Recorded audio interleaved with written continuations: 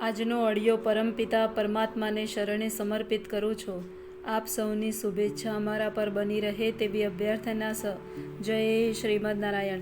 શ્રીમદ ભગવદ્ ગીતા ત્યાગની પૂર્ણતા નામનો અધ્યાય 18, શ્લોક 45 અને 46. દરેક મનુષ્ય પોતપોતાના કર્મના ગુણોનું પાલન કરીને પૂર્ણતા પામી શકે છે. હવે આ કેવી રીતે કરી શકાય છે તે મારી પાસેથી સાંભળ. જે જીવ માત્રનું ઉદ્ભવ સ્થાન છે અને જે સર્વવ્યાપી છે તે ભગવાનની ઉપાસના કરીને મનુષ્ય પોતાના નિયત કર્મો કરતો રહીને પૂર્ણત્વ પ્રાપ્ત કરી શકે છે. 15મા અધ્યાયમાં જણાવ્યું છે તેમ સર્વ જીવો પરમેશ્વરના ભિન્ન અંશો છે. એ રીતે પરમેશ્વર જ જીવ માત્રના આદિ છે. વેદાંત સૂત્રમાં પણ આનું સમર્થન થયું છે.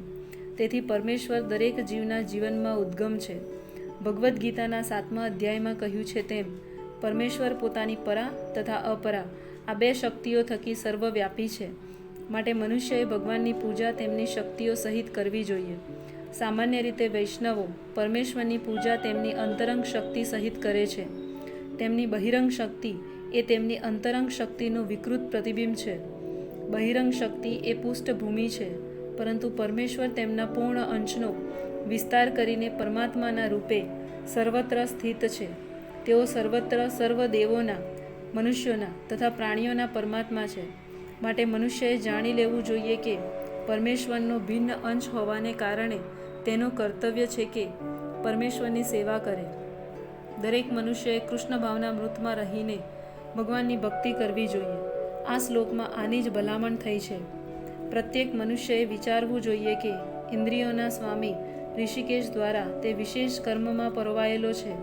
તેથી જે જેવા કર્મમાં પરોવાયેલો છે તેના જ ફળ દ્વારા પૂર્ણ પુરુષોત્તમ પરમેશ્વર શ્રી કૃષ્ણની પૂજા કરવી જોઈએ.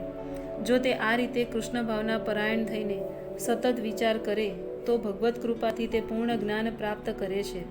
આ જ જીવનની સિદ્ધિ છે. ભગવાને ભગવદ્ ગીતામાં કહ્યું છે, તેષામ અહમ સમૃદ્ધ કરતા. પરમેશ્વર પોતે જ આવા ભક્તોનો ઉદ્ધાર કરે છે. આ જ જીવનની સર્વોચ્ચ સિદ્ધિ છે. કોઈ મનુષ્ય ભલે ગમે તે વ્યવસાયમાં પરોવાયેલો હોય, પણ જો તે પરમેશ્વરની સેવા કરે છે તો તેને સર્વોચ્ચ સિદ્ધિ પ્રાપ્ત થાય છે.